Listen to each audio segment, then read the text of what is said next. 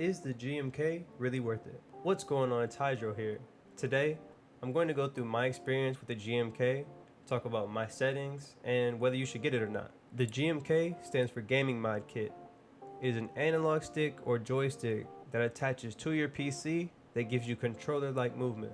What this does is allow your thumb to be the movement and frees up all the keys on your keyboard. The reason I switched to the GMK was because I thought I hit a ceiling on keyboard and controller, so why not combine the two?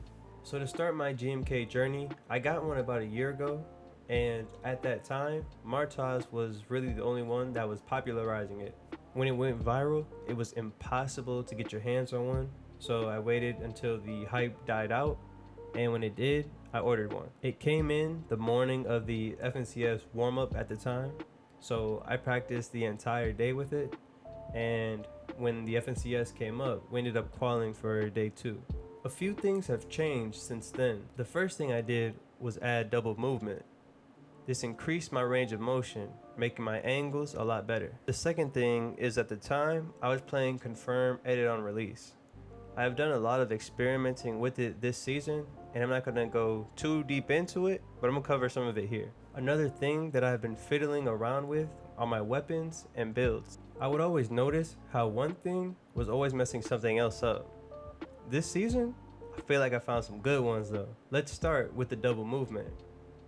First, once you plug the GMK in, it's already ready to play with. Now, some people use keys to input, some people use wooting.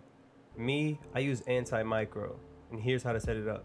First, erase all your movement keybinds and change it to something that you won't be using. Next, head over to anti-micro and plug in the corresponding movement. Notice how the diagonals correlate with left and right. After that, click on the L stick in the middle.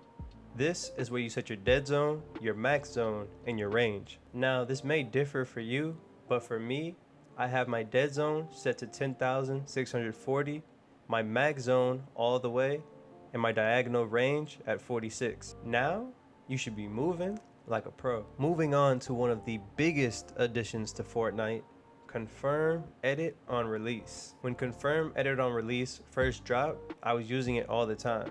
Then I seen that a lot of pros weren't using it, so I switched to double edits and then triple edits, and now finally back down to a single edit. I don't recommend switching all the time because what this will do is get your brain confused, and it's going to take a longer time to get better at the game. The final thing I've been messing with are the weapons and the build keybinds. The goal is to keep my fingers on building and editing and to disperse my fingers with the weapons. When mantling, sliding, and sprinting came into the game, I then had to change everything up again because I didn't want one thing to hinder the other. So now, I think I found the perfect settings for me. Ever since I started playing the game of Fortnite, I've always been told that my finger placement and my keybinds were always weird, but it was comfortable for me. I encourage you to find settings that fit you. Some people have smaller hands, some people have larger hands. Move to the middle of the keyboard if you want.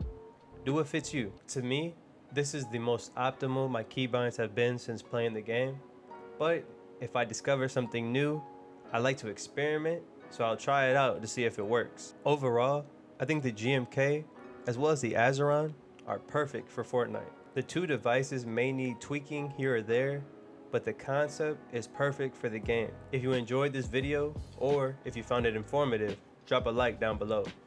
For more content, and to continue following the journey, hit the subscribe button. Thanks for watching, and I'll catch you next time. Peace.